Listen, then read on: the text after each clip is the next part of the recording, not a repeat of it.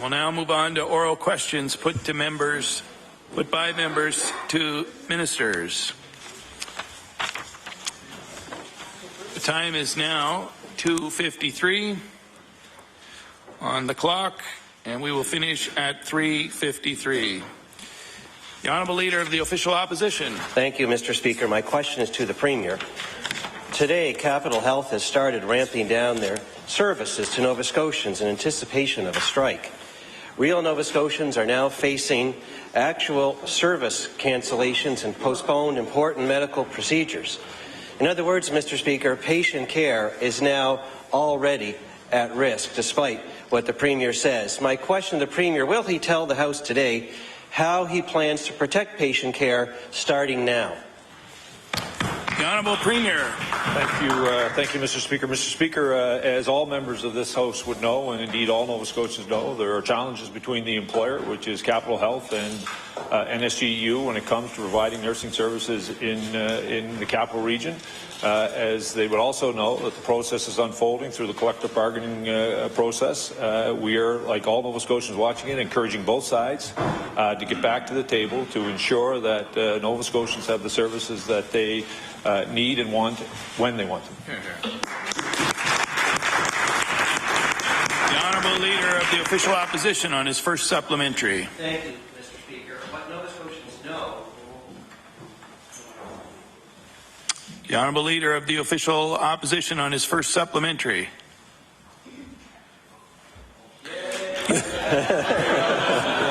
That's what you guys get for bending the mics, eh? Go ahead, sir. Thank you, Mr. Speaker. What Nova Scotians know is that their Premier told them that he would protect their health care. But today, real notices are going out about cancelled health care procedures, tests, and otherwise, Mr. Speaker. They are not protected today, Mr. Speaker, because of the anticipation of a strike. Premier says that he's disappointed in the actions on both sides and the amount of rhetoric that is being displayed in the media as the negotiations go on. Yet he himself has jumped in with his own overheated rhetoric, Mr. Speaker, making matters worse. He is the one that threatened nurses by questioning their licenses and telling them that they were in violation of their code of ethics. Mr. Speaker, I will table those quotes for the benefit of the House. I will ask the Premier, how does questioning the integrity of nurses help protect patient care? The Honourable Premier. Thank you, Mr. Speaker. Mr. Speaker, the Leader of the Opposition couldn't be more wrong, quite frankly. We've continued to actually tell Nova Scotians the valuable contribution that nurses make in the healthcare system in this province, Mr. Speaker. They do operate under code of ethics, Mr. Speaker, and the Leader of the Opposition would know that it's the College of Registered Nurses that would be the person and the body that those RNs and nurses would report to, Mr. Speaker. What we have clearly said is that in these very difficult times around bargaining, we would like both sides to get back to the table to ensure that we find an agreement that both sides can live with, and that Nova Scotians actually receive the health care services when they want them, at the time they want them, Mr. Speaker. The Honourable Leader of the Official Opposition on his final supplementary. Mr. Speaker, actually it's the Premier that is mistaken. What Nova Scotians want is a Premier that says the same thing, and that saying something is not the same as doing something. They are looking for action now that real medical tests and procedures are being cancelled or postponed. And what I mean by that, Mr. Speaker, is that in opposition, the Premier actually encouraged the government of Nova Scotia to get involved in a labour dispute at Capital Health between the health authority and their workers. And he said at that time, just a year ago, and I quote, they, meaning the government, are the employer. So it's important for them to make sure that they solve these disputes as quickly as possible without a labour interruption. And I'll table that for the benefit of the Premier, Mr. Speaker. 1 week ago, he said exactly the opposite, that he himself is actually not the employer, even though Nova Scotians know who ultimately is paying the bills and pulling the strings. So you know what, Mr. Speaker? It's time for straight answers. Will the Premier get to the point today when real procedures are being cancelled and tell Nova Scotians the plan to protect their patient care? The Honourable Premier.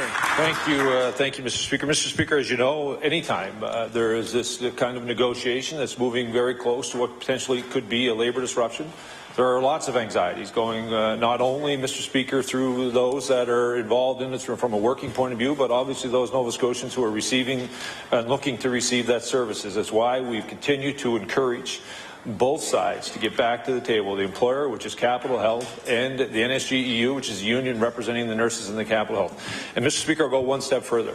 Nova Scotians know that if there's one leader in this House who goes back on his word, it's not the Premier, Mr. Speaker.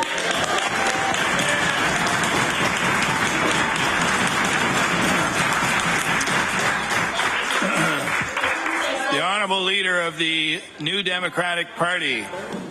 Thank you, Mr. Speaker. My question is also through you to the Premier.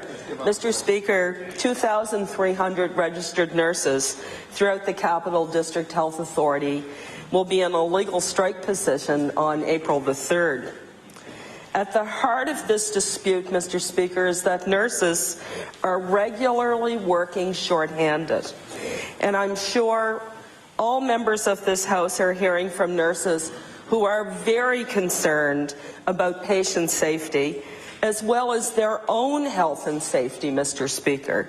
So my question through you to the Premier is this. Will the Premier tell us what he is doing to reassure nurses that they are respected and they are heard? The Honourable Premier. Thank you, Mr. Speaker. Mr. Speaker, our government continues to ensure that Nova Scotians have access to health care where and when they need it, Mr. Speaker. It is extremely important that we recognize that the valuable contribution that all health care providers provide to the people of this province. I want to remind all members of this House that is Capital Health, who was the employer in this dispute, Mr. Speaker, who is now dealing with the NSGEU, Mr. Speaker, and through a number of times, through collective bargaining agreements across this province, unions and their employers have been able to work out the ratio when it comes to ensuring that the proper levels of staffing are happening in all various aspects of delivering health care to this province. The Honourable Leader of the New Democratic Party. Thank you, Mr. Speaker. Well, Mr. Speaker, since contract talks have broken off, the Premier has done little more than add fuel on the fire by stating that nurses should face discipline before their licensing body if they take job action. And Mr. Speaker, he made these statements before the provincially appointed mediator had even brought the parties together. So, Mr. Speaker, I want to have the Premier explain how exactly such comments could be a constructive intervention into this dispute, especially at such a critical point in the negotiating process. The Honourable Premier. Thank you, Mr. Speaker. Mr. Speaker, it is our sincere hope that both the employer and the union will go back to the table. We've encouraged them at every turn to go back to the table so that we can try to find a negotiated settlement that would allow both sides to continue to provide the services to Nova Scotians that they require and that they want, Mr. Speaker, and it is our sincere hope that that happens. I want to remind the members of this House, Mr. Speaker, this contract has been outstanding, Mr. Speaker, for almost 2 years now. We've been in power for 6 months. Mr. Speaker, we are now, while this is a difficult challenge for all Nova Scotians, we are watching, allowing the collective bargaining process to happen, Mr. Speaker, but we, at the end of the day, Mr. Speaker, will make sure that Nova Scotians are protected when it comes to delivery of health care services. The Honourable Leader of the New Democratic Party on her final supplementary. Thank you very much, Mr. Speaker. Well, Mr. Speaker, the Premier may only have been the Premier for 6 months, but he sat in this House for many, many years and said many, many things about the collective bargaining process. And let me remind him that he told Nova Scotians when he sat on this side of the House that he believed in collective bargaining, yet we saw just 28 days ago a reversal on that position with the home support workers, Mr. Speaker. So, Mr. Speaker, I want to ask the Premier, why does he no longer believe in the collective bargaining process? The Honourable Premier. Mr. Speaker, thank you. I thank the honourable member for the question, Mr. Speaker. I want to remind all members of this House that 28 days ago we brought in essential service legislation that actually protected the right to strike for healthcare workers, Mr. Speaker. All we ask for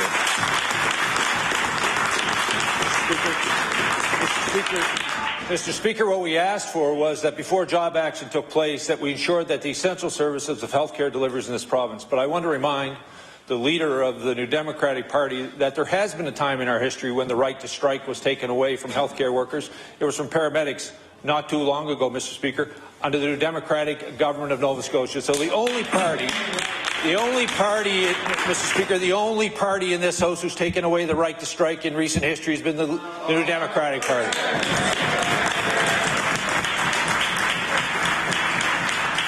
The Honourable Leader of the Official Opposition. Thank you, Mr. Speaker. I would like to return to the theme of leaders that are consistent in what they say to the people of Nova Scotia. When he was running for office, the Premier told the Cape Breton Post that he wouldn't legislate against work stoppages in the healthcare system. And I'll quote directly. The Premier says, "The Liberals have no plans to legislate against work stoppages in the health system," the Premier says. Mr. Speaker, hospital workers took him at his word on that. But of course, that was when he was trying to get their votes. Mr. Speaker, now we're all waiting to see what the plan is of the government to protect patient care. So my simple question to the Premier, who said one thing 6 short months ago and is going to do the opposite now, which statement should Nova Scotians rely on today? What the Premier said when he was running or the ones now? The Honourable Premier. Mr. Speaker, we're going to allow the collective bargaining process to continue. Mr. Speaker, there's our hope that the employer and the union will come to the table to ensure that they find an agreement, that both sides are satisfied, that will ensure that we provide the services to Nova Scotians. And at no time, Mr. Speaker, have I or our government in any way removed the right to strike away from healthcare workers in this province at any time, Mr. Speaker. The Honourable Leader of the Official Opposition on his first supplementary. Mr. Speaker, we are soon going to have a strike on our hands at Capital Health with the vital services that nurses provide. Surgeries and labs and clinics are going to be scaled back or cancelled or closed. The Premier has inflamed the situation by questioning the ethics of nurses, threatening to refer them to their own College of Nurses. Mr. Speaker, Nova Scotians do not want to see the end of their health care service or even a gigantic reduction in health care services. Can the Premier assure Nova Scotians today that their health care will not be lowered, reduced, or otherwise stopped due to a contract dispute? The Honourable Premier. Mr. Speaker, unlike the Leader of the Conservative Party, I believe in the collective bargaining process, Mr. Speaker. We are allowing the collective bargaining process to happen. Mr. Speaker, there are some challenges, but I want to assure all members of this House, Mr. Speaker, that this government believes in providing Nova Scotia with the quality health care, and that will be identified when our budget is delivered, Mr. Speaker, in a week. Leader of the Official Opposition on his final supplementary. Well, Mr. Speaker, I guess the answer to that question is no, he can't assure them that their health care services won't be lowered or reduced or otherwise impacted over the next few weeks. And I remind the Premier that everything he says today is recorded in this House and will be here for the benefit of all Nova Scotians next week to see compared to what he is saying now, just like it was recorded 6 months ago in the election campaign. Mr. Speaker, every Nova Scotian would agree that nurses are vital to our health care system. The care they provide is second to none. Nurses insist that their staffing levels on our wards and hospitals is inadequate and that they are overworked and stressed out. Premier, of course, is trying to silence them on this issue by threatening to take them to their own College of Nurses. My question to the Premier, the person responsible ultimately for the health care system, has he taken any steps to assure himself that our hospitals are, in fact, adequately staffed? The Honourable Premier. Mr. Speaker, we continue, Mr. Speaker, to monitor the situation to ensure, Mr. Speaker, that health care will be provided to Nova Scotians.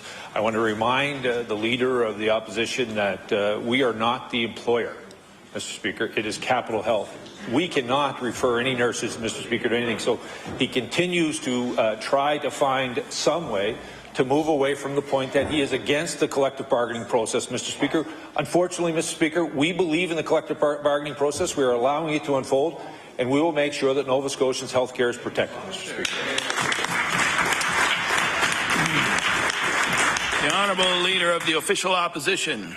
Mr. Speaker, quite frankly, I think that Nova Scotians know full well where our party stands on protecting their health care and contract disputes. We know what the Premier is against Honestly, we're trying to figure out what the Premier is for and what he intends to do, and we're not getting any straight answers on that today, Mr. Speaker. Well, already important procedures are starting to be cancelled or postponed. But it is the role of the government to lead and primarily to protect the health care that Nova Scotians rely on every day, Mr. Speaker. Nurses are saying that they are overworked, that they are stressed out, that there is too much overtime, that there are real wards that are understaffed. They may be right. We have to find that out, Mr. Speaker, and ultimately it's the elected government that looks after our health care system. So I will ask the Premier quite simply, what action has the Premier taken to ensure there really are appropriate levels of nursing staff in our hospitals? Honourable Premier. Speaker, Mr. Speaker, I want to remind the Leader of the Opposition the government is not at the bargaining table, Mr. Speaker. That is the employer and the union, Mr. Speaker. But I also want to remind this House that the Minister of Health in the first 5 months of being the Minister of Health has been travelling the province, working with district health authorities across this province to ensure that we streamline administration and health care system, ensure that we make sure they have the appropriate levels of staffing in every hospital across this region, to ensure that every community gets access to health care when and where they need it at the appropriate levels, and quite frankly, Mr. Speaker, that employees who work for district health authorities and work in the health care system feel appreciated. The Honourable Leader of the Official Opposition on his first supplementary. Mr. Speaker, I know the nurses don't feel appreciated by a Premier that actually calls their ethics into question when they raise questions about whether our hospital wards are properly staffed or not. And he can point the fingers as many other places as he wants. It's his government that needs to make sure that our hospitals are properly staffed, not by threatening people who want to bargain collectively, but by doing the job of running the province, including our health care system. So I will ask the Premier, when will he take steps to make sure our hospitals are properly staffed?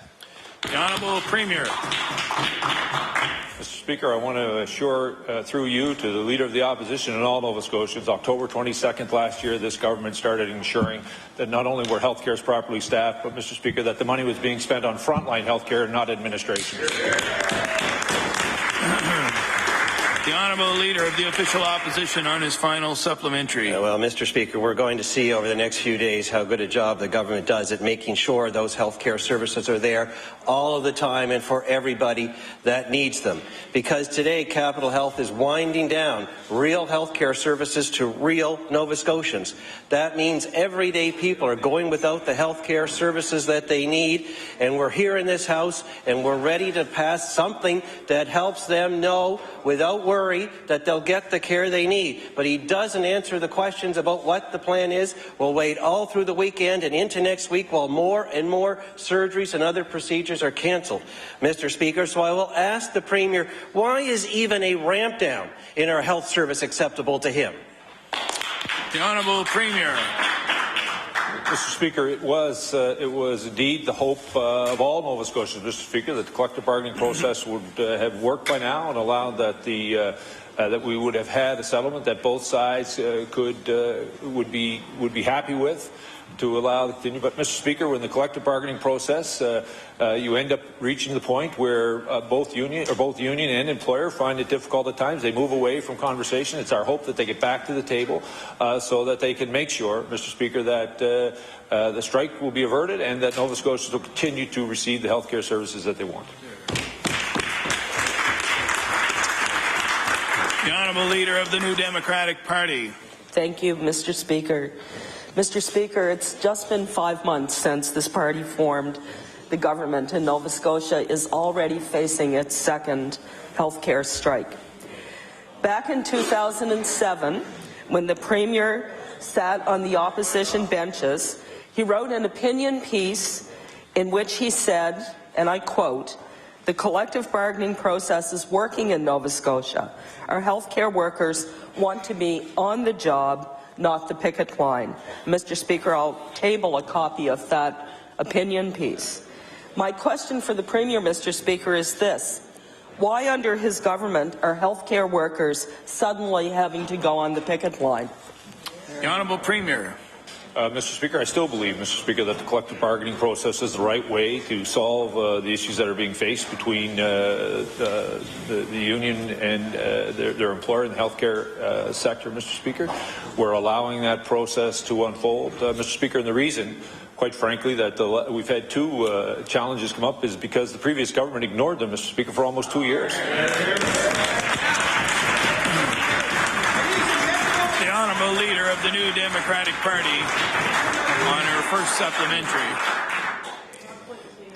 Thank you, Mr. Speaker. Mr. Speaker, I'd like the member to show me any of the disputes that the former government got into with the nurses of this province. That government respected the nurses in Nova Scotia, Mr. Speaker.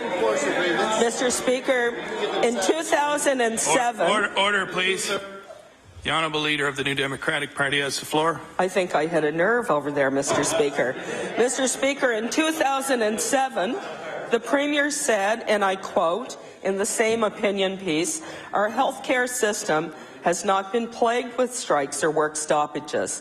In the last 25 years, there have been 3 hospital strikes in Nova Scotia.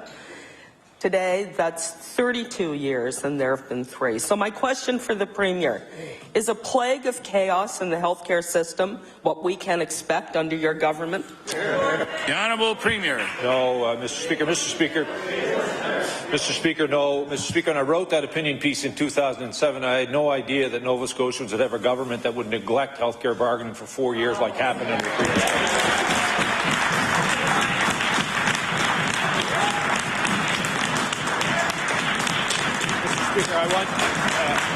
Mr. Speaker, I want to assure the member and all Nova Scotians, Mr. Speaker, that this government is going to continue to work to make sure that all those who provide services to Nova Scotians recognize they're appreciated and recognize that there's a fiscal challenge that the province is in, and that we will operate and deliver those services inside of that envelope.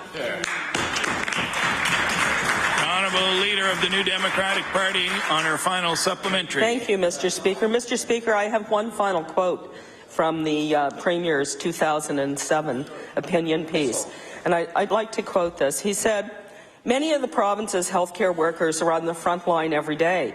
They know what happens if they are not there to provide care to Nova Scotians when they need it. They know better than anyone else how important their jobs are and how much people rely on their care every day." So my final question to the Premier, Mr. Speaker, if he believes nurses know best what they need to do their job, why is he publicly dismissing their concerns about the impact of staff shortages on public safety? The Honourable Premier. Mr. Speaker, I want to thank the honourable member for the question.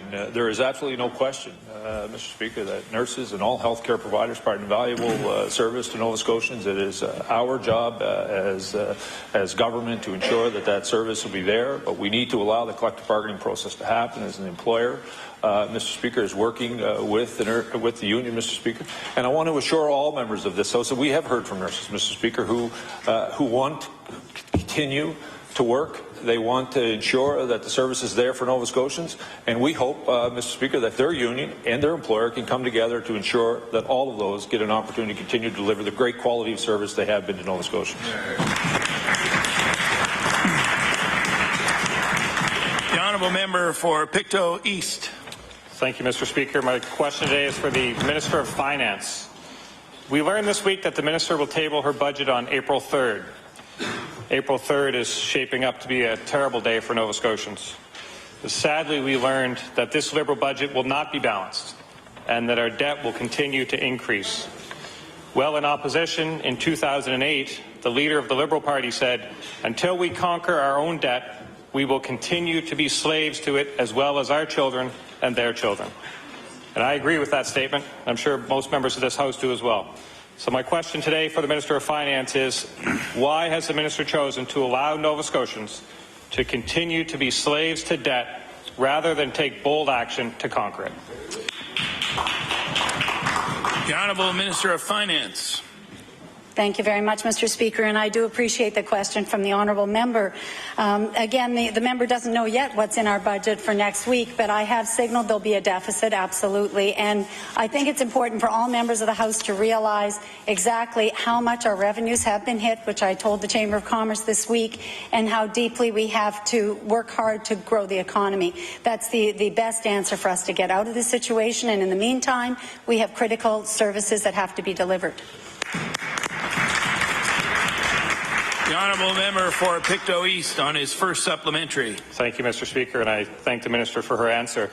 And it's not an answer that's unfamiliar to Nova Scotians. Nova Scotians are looking to the government for answers as to how we can do that, how we can get a plan to increase our revenues, because every day in households across Nova Scotia, people are concerned about their own debt.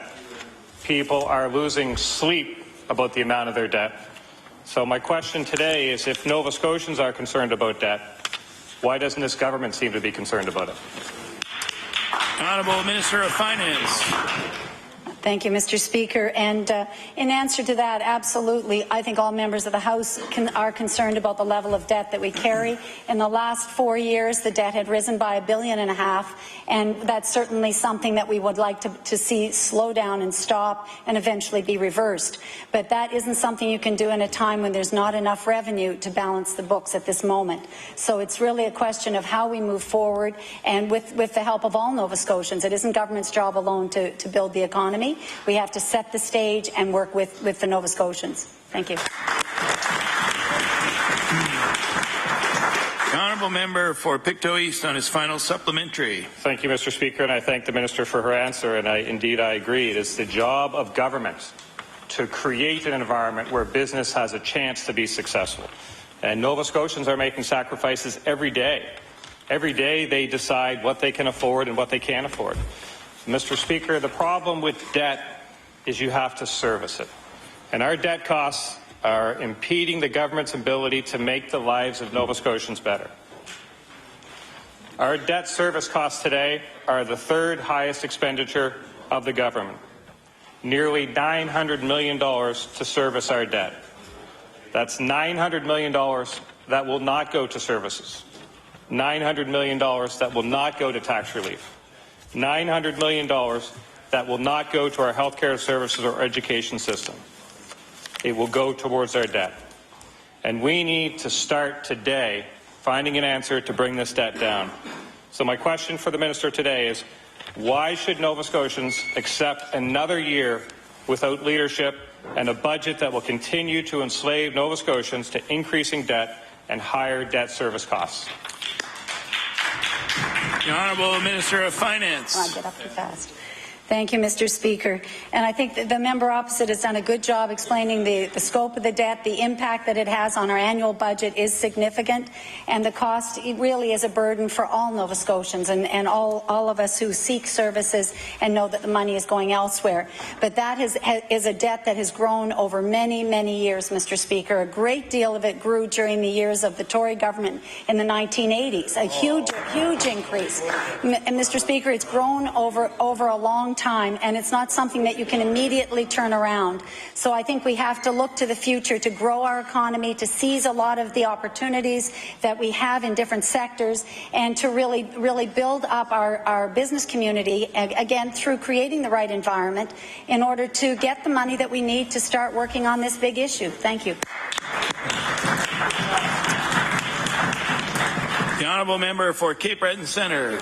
Thank you, Mr. Speaker. Mr. Speaker, my question is to the Minister of Labour and Advanced Education. Mr. Speaker, previous to the election of this Liberal government, work stoppages in health care were about as commonplace as the Leafs making the playoffs, Mr. Speaker. But now, since the short 5 months since this crowd has been in power, we've seen that strikes by home care workers, and now they're threatening, Mr. Speaker, to cause a strike with nurses in the Capital District Health Authority.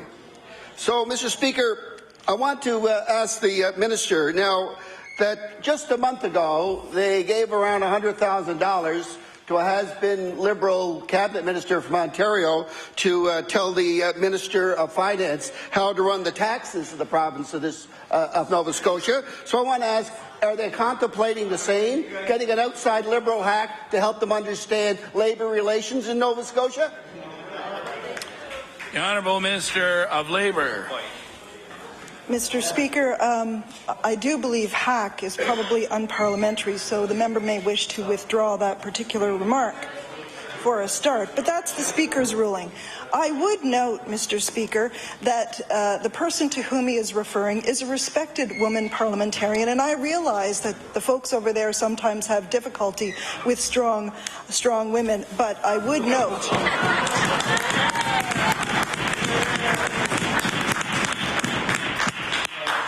Mr. Speaker, that in fact the member is in error. The last time the Leafs made the playoffs or won a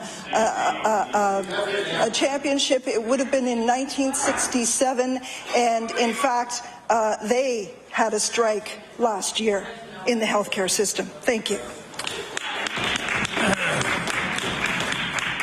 The Honourable Member for Cape Breton Centre on his first supplementary. Thank you. You know, to be fair to the minister, I realize that more than often than not, what befalls her department is put there by the Premier, Mr. Speaker, and they're kind of forced to do the Premier's bidding. So my question to the Minister of Labour, has she advised the Premier that the damage he has done to the healthcare workers in this province will not be easily undone, and will she stand up for the workers of this province and not for the Premier? The Honourable Minister of Labour. Thank you, Mr. Speaker. I would note that when the union applied and asked for a mediator, I in fact appointed a mediator. I have been pretty clear here that we expect both sides to negotiate, and we are waiting for that process to play out, Mr. Speaker. But for the member to suggest that that people aren't doing their jobs or whatever, when they in fact had a strike in the healthcare system, is beyond the pale. The Honourable Member for Cape Breton Centre on his final supplementary. Thank you, Mr. Speaker. Mr. Speaker, I'd like to know what strike the Labour Minister is talking about. Imaginary. There was no strike, Mr. Speaker. Anyway, Mr. Speaker, I'm going to table an article here from the Chronicle Herald where the minister, then in opposition, she was, I believe, the education critic, said that you know, we don't believe it and take it or leave it ultimatums. We're not collective bargaining. That's what she said back then, Mr. Speaker. But just a few weeks ago, the Premier told home care workers if they didn't take the deal that was on the table, there'd be something worse there. So I want to ask that minister, Mr. Speaker, is why is she doing the Premier's bidding? Why does she support the Premier and his attack on locals and in unions in healthcare that are predominantly made up of women? Why is she leading that charge against women in the workforce, Mr. Speaker? The Honourable Minister of Labour. Mr. Speaker, as I pointed out in another op-ed just recently, many of the people who are receiving home care are in fact women. The majority of elderly people, in fact, are women. So we were protecting those women who relied on that particular service. Thank you. The Honourable Member for Pictou West. Thank you, Mr. Speaker. My question through you is for the Minister of Economic and Rural Development and Tourism. As we all know, the TRAVS report was released last week, and in opposition, the Liberals agreed that the Cabinet should not, and I repeat, should not be in control of the Cabinet-controlled Jobs Fund. The TRAVS report also says that the Jobs Fund should have independent oversight. Will the Minister commit to removing Cabinet control from this fund? The The Honourable Minister of Economic Development. Mr. Speaker, we welcome the report from Dr. Travis in which he did recommend that there be an independent body that would oversee decisions being made by what's currently known as the Jobs Fund. I have indicated that the Jobs Fund will be no more and that you will be seeing changes made to that body and that will incorporate the changes made by the Travis report as well. But, Mr. Speaker, actions speak louder than words. Since we have been elected, other than the Yarmouth Ferry deal, which had been negotiated by the previous administration, our government has not used the Nova Scotia Jobs Fund. The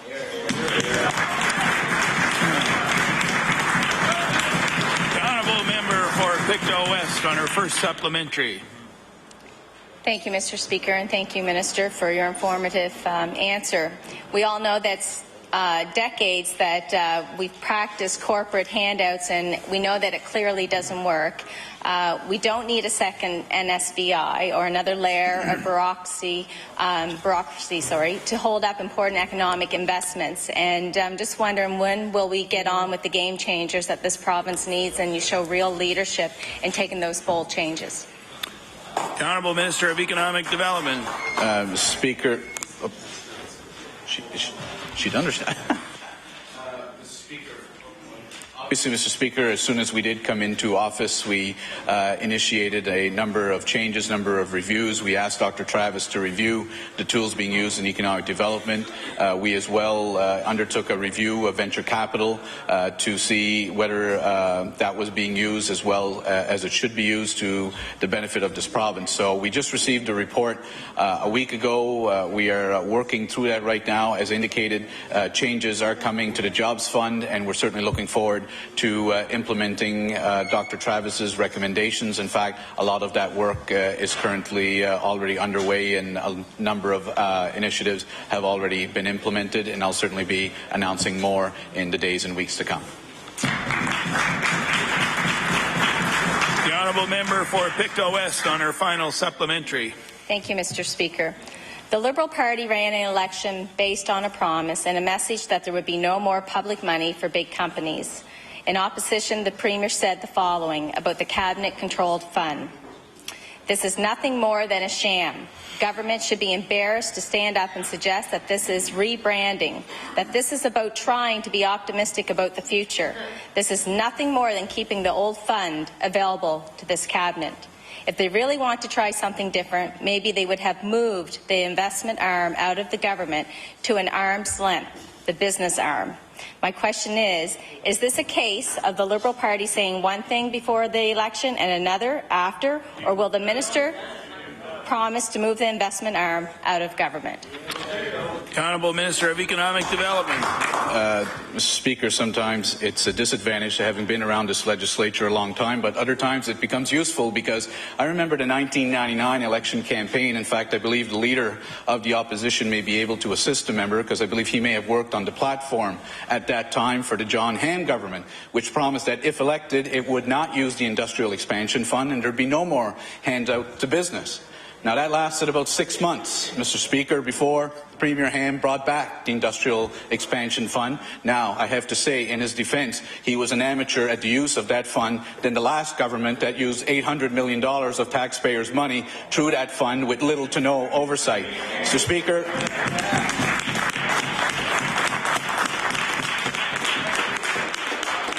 Mr. Speaker, as I said in my previous answer, actions speak louder than words. Other than the Yarmouth Ferry funding, which was negotiated by the previous government, our government has not used the Nova Scotia Jobs Fund, and the Nova Scotia Jobs Fund will exist no longer once the changes are implemented.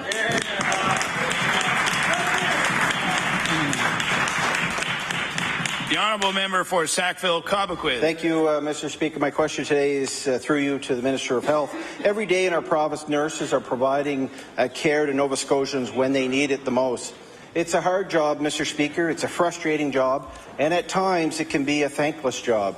But you don't have to take my word for it, Mr. Speaker. In November, the Health Minister told the Chronicle Herald, and I quote, "Nobody should have to come to work and work in an environment where there's no chance of getting a break whatsoever from the demands of a job because they're one nurse short." But today, Mr. Speaker, while nurses at Capital Health are saying they are regularly working shorthanded and are worried about patient safety, we have the Premier in the media stating that there are enough nurses. So I'd like to ask the Minister of Health, through you, Mr. Speaker, does he think nurses at Capital Health deserve to be given a break when they need it, or does he agree with the Premier that they are asking for too much? The Honourable Minister of Health. Thank you very much, Mr. Speaker, and I thank the honourable member for the question. One of the basic realities and facts about the number of nurses in Nova Scotia is that as a group we are well above the national average.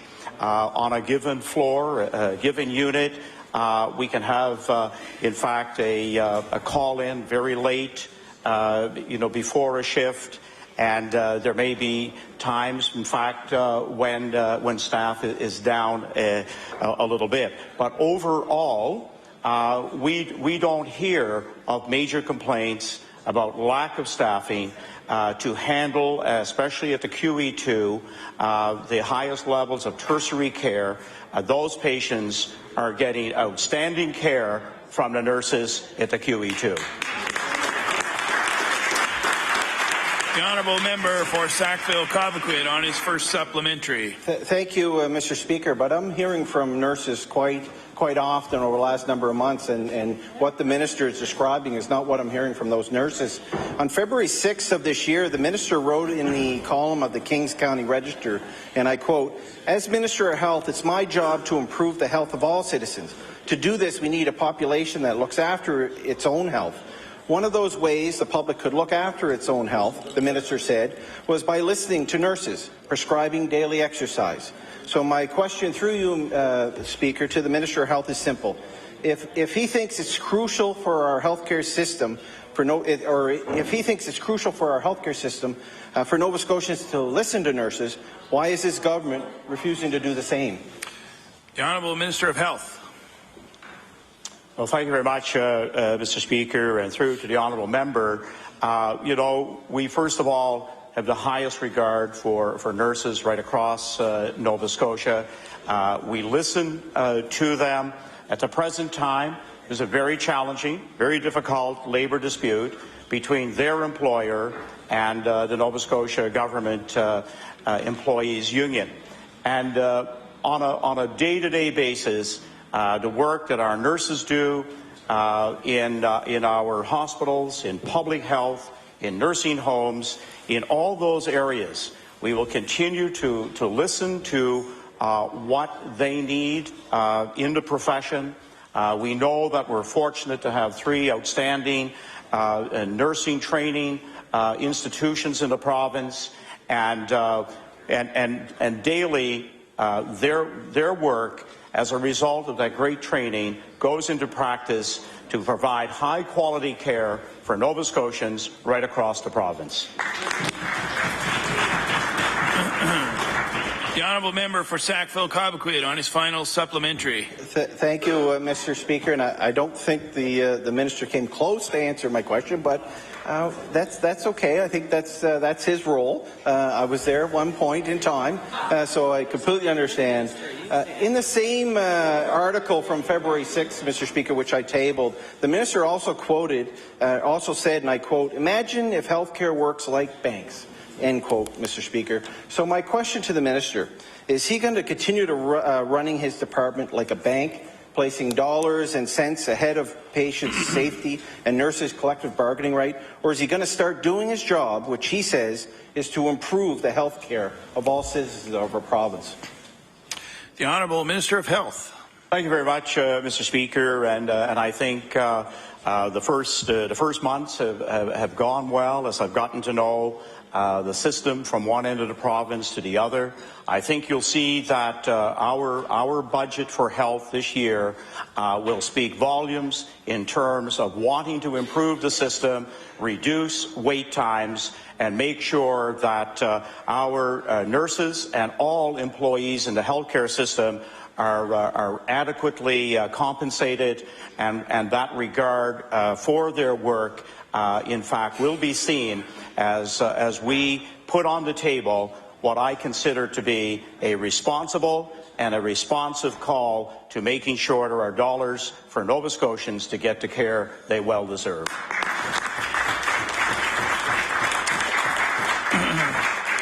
The honourable member for Clare Digby.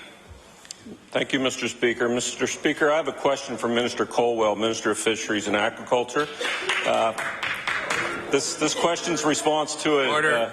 I just want to remind the member for Clare Digby that the questions be directed through the chair and not refer to the minister by name. Mr. Speaker. The honourable member for Clare Digby. Mr. Speaker, my apologies. Mr. Speaker, the lobster industry in Nova Scotia is a $1 billion industry engaging upwards of 13,000 people from Yarmouth to Cape Breton. Mr. Speaker, yesterday a historic lobster summit was held, bringing together 3 maritime fisheries ministers and more than 200 fishermen, processors and industry experts to discuss the 4 key recommendations outlined in the Maritime Lobster Panel report released last fall. Mr. Speaker, will the Minister of Fisheries and Agriculture provide the House with an update on the importance of the summit and the industry? Thank you, Mr. Speaker. The Honourable Minister of Agriculture, Fisheries and Aquaculture. Thank you, Mr. Speaker. I'm only too pleased to do that. It is an historic day today. Today we had the 3 Atlantic fisheries ministers and also the federal minister working cooperatively towards moving the lobster industry to a sustainable, profitable industry in Nova Scotia and indeed in Atlantic Canada. It has been an historic day, and as we continue to work together and to try to evolve these industries into a profitable industry from the wharf right through to the people that sell the lobsters in the international market. Indeed, we have to move forward and grow the economy in the lobster industry as we do in the fishing industry and the other industries I represent. So it's a pleasure to see this happening. It's a wonderful relationship we've struck with the other 2 provincial governments and the federal government, and it is historic. In the past, there hasn't been that type of cooperation. I'm very proud to say that our government is encouraging that, and we'll move forward to make sure that our industries are profitable now and in the future. Thank you.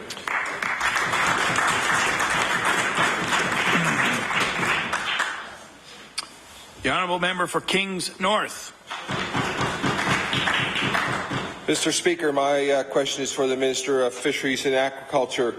And again, I would commend the Canadian Lobster Value Recovery Summit for meeting during such inclement weather in the last 2 days. I know those have been very important meetings and have had a number of results. The Maritime Lobster Panel report that was presented 4 months ago had a number of recommendations, I believe 33 recommendations. Can the Minister provide an update on where we are with those 33 recommendations in that report? Honourable Minister of Fisheries.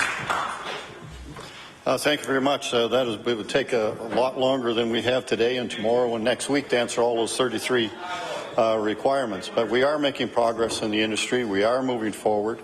We have been working with the industry sector, and we have many challenges, as all my colleagues in this legislature would know that represent rural fishing communities.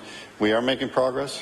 We will continue to work with the industry at all levels and to ensure that we have those in place, and it's extremely important that we do.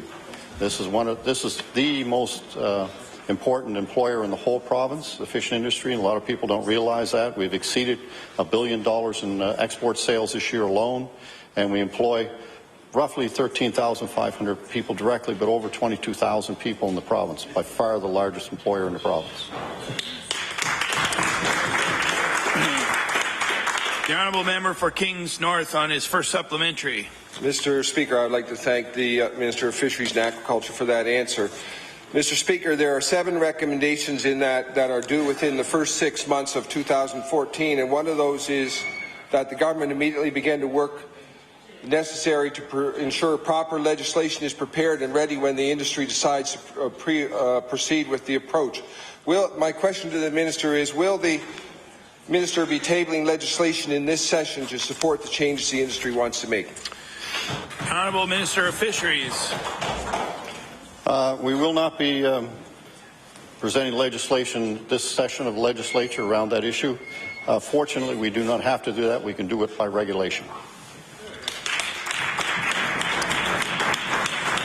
The honourable member for Kings North on his final supplementary. Mr. Speaker, I know that one of the results that came out of the summit in the last 2 days was an endorsement of the levy. I would like to ask the minister, would the minister be providing regulations to see that the levy is put in place as the industry has indicated that it wants? The Honourable Minister of Fisheries. The answer to that question is yes, but first we want to consult with the industry more before we do that. It's going to be not only Nova Scotia that does this, it's going to be Prince Edward Island and New Brunswick as well, and we're working cooperatively with the other two provinces as we will with the federal government to ensure that we can put a levy in place that will market Nova Scotia, not only just Nova Scotia lobster, but a Canadian brand lobster that will demand a lot higher price than we get today, ultimately putting more money on the wharves and in the hands of fishermen in Nova Scotia, as well as in the processors and everyone in between. So it's important we do this, in an orderly manner, and I'm looking forward to the consultation we're going to have with industry. But at the end of the day, we're going to implement that.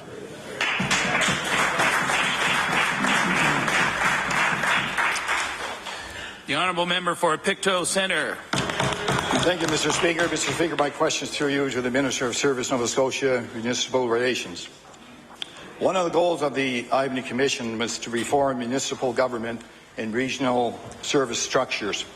The Commission said the government should initiate a comprehensive review of municipal government structures with an eye to improving efficiency, cost effectiveness, and community engagement. My question to the Minister, does the Minister agree with this Ivany goal? The Honourable Minister of Service, Nova Scotia Municipal Relations. Thank you, Mr. Speaker. Certainly the content of the Ivany report is a valid document and a document that we support. The component around municipal reform is first and foremost in my mind and the staff in our department. And over the past number of weeks, we've worked vigorously with a number of municipalities to pursue that very option. The honourable member for Pictou Centre on his first supplementary. Thank you, Mr. Speaker. At 8:19 p.m. Tuesday, under the cover of darkness on the eve of a storm, the minister issued a press release, which I will table, saying the Liberal government will not contribute to a study on a regional governance model in Pictou County. Despite the minister's anticipated commitment to the Ivany goals, he threw up his hands and walked away rather than to roll up his sleeves and work to improve the services for the people of Pictou County. Why won't the minister lead the way to a solution for Pictou County residents rather than walking away when the going gets tough? The Honourable Minister of Service, Nova Scotia Municipal Relations. Thank you, Mr. Speaker. I value the question from my colleague. I actually travelled to Pictou County on the eve of the storm and spent a couple of hours with the elected officials, mayors, wardens, and CAOs. And I shared the findings of our discussions of 2 weeks previous. And I want to assure my colleague that this government is taking the lead in municipal reform, and I'll be back to Pictou County next week to further discussions with municipalities who want to pursue another model of government.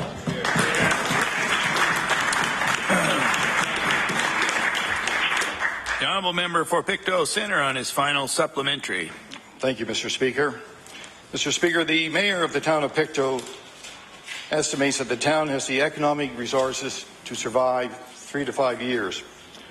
Westville is running a deficit as the 2013-14 budget year winds to a close. Meanwhile, the minister seems to be showing up for some meetings, but also taking a hands-off approach to municipal reform in Pictou County. Why is he prepared to watch communities that need the leadership now, not next year or the year after, while communities are dissolving instead of working towards solutions immediately? The Honourable Minister of Service, Nova Scotia Municipal Relations. Thank you, Mr. Speaker.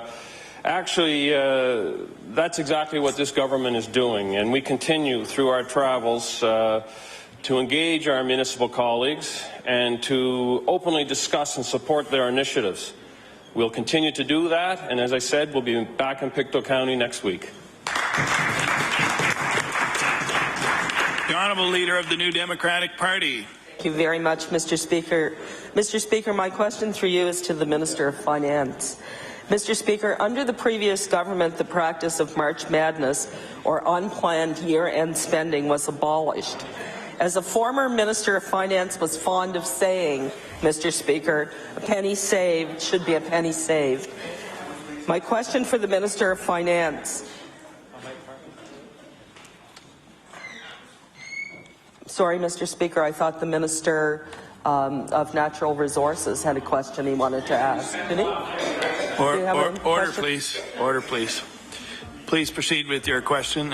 Honourable Leader of the New Democratic Party. Mr. Speaker, my question for the Minister of Finance is this. What is her government's official position on March Madness with respect to year-end spending? The Honourable Minister of Finance. Thank you very much, Mr. Speaker, and I appreciate the question that's been asked by the member opposite. In fact, when the previous government had a program to sort of shine a spotlight on March Madness and try and put an end to it, I thought that was the right thing to do. And about a month ago, I did send a letter out to my cabinet colleagues and to those departments saying that I thought we should continue to be very alert to that. Thank you. The Honourable Leader of the New Democratic Party on her first supplementary. Thank you very much, Mr. Speaker, and that's a very good minister, Mr. Speaker, who would continue that initiative that was quite successful. So my question to the minister is this. Is she aware of whether or not her directive to her colleagues in throughout the cabinet has been followed or not, Mr. Speaker? The Honourable Minister of Finance. Thank you very much, Mr. Speaker. And I think as the member would know, certainly in the last month and 6 weeks and more, we've been doing intensive discussions with each of the departments about spending, and anything above a certain amount comes back to Treasury Board for approval, even outside of the budget discussions that we've been having. So to the best of my knowledge, the departments are well aware of the need to conserve. That doesn't mean spending stops in March, and I think the minister would be aware of that there's still some need for spending, that items arise that may not have been foreseen, but it means that there's scrutiny about that. Thank you. The Honourable Leader of the New Democratic Party on her final supplementary. No go. The Honourable Member for Inverness. Mr. Speaker, my question is for the Minister of Environment. Last fall I was contacted by farmers in Inverness County who use wood ash from the Point Tupper biomass plant to fertilize their fields. It's a low-cost alternative to fertilize. It improves crop yields, and of course it eliminates having to dump it in a landfill. Now, the Canadian Food Inspection Agency maintains that it is safe for use, and I understood at the time that this government agreed. However, I'm understanding now that the government is saying no to it. Why not allow the farmers to make good use of this resource?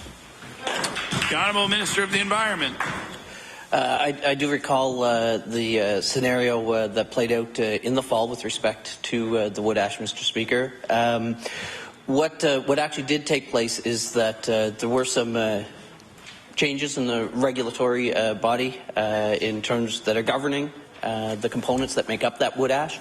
There were some concerns about some of the components that make up some of the heavy metal components in that output and laying that out in our fields. The position taken in the fall was that we had inconclusive information, and we allowed the product to continue until we had conclusive information. The information has been clarified and a new position has been taken. And I would refer probably potentially Minister of Agriculture may have more to add if you have further questions about the response that they're being taken in the agricultural space to that decision. The Honourable Member for Inverness on his first supplementary. Mr. Speaker, as I understand, all agricultural products that are sold and applied to fertilized fields have to meet the Canadian Food Inspection Agency standards, and all other provinces are following these standards. The fact that we are using a different standard here now is hurting the business case for farming operations right across the province. And the Canadian Federation of, or the CFIA agrees that the ash is safe and beneficial. our farmers want to use it. Why not let them use it, Mr. Speaker? The Honourable Minister of the Environment. In the case of the particular ash product here in the province of Nova Scotia, it has not been certified by the federal agency. In fact, what the Department of Environment is regulating is a waste product from the facility producing the ash. And in fact, we do have different regulations for managing waste products, and those are the regulations that my department puts in place. The product that's in question has not been certified by the federal government, as indicated. If it was, it would perhaps raise a different set of questions. Honourable Member for Inverness on his final supplementary. Mr. Speaker, I understand it's now being classified as a Class B fertilizer, and I think the government needs to be careful because I also understand that that lime is considered a Class B fertilizer, and in effect they may be suggesting that the agricultural community cannot use lime. So, Mr. Speaker, there have been decades of research to show the value and safety of wood ash to agriculture. Other provinces and states have even given environmental awards for wood ash programs. And not only has this program improved soil pH, but has also reduced our reliance on fossil fuel fertilizers. Will the minister reconsider his decision? Order, please. Time allotted for oral questions to the ministers has expired. Government House Leader. Thank you, Mr. Speaker. In light of the fact that this is our first day of the spring session and in light of the very productive fall session that we had, there is currently no government business on the order paper. As a result of that, that concludes the government's business for today. Mr. Speaker, we will meet tomorrow, Friday, from the hours of 9 a.m. Till 1 p.m. and during that time, after the orders of the day under government business, we will be calling second reading of bills number 32, 33 and 34, which were all introduced today. So with that, Mr. Speaker, I would move that the House do now rise to meet again tomorrow from the hours of 9 a.m. till 1 p.m.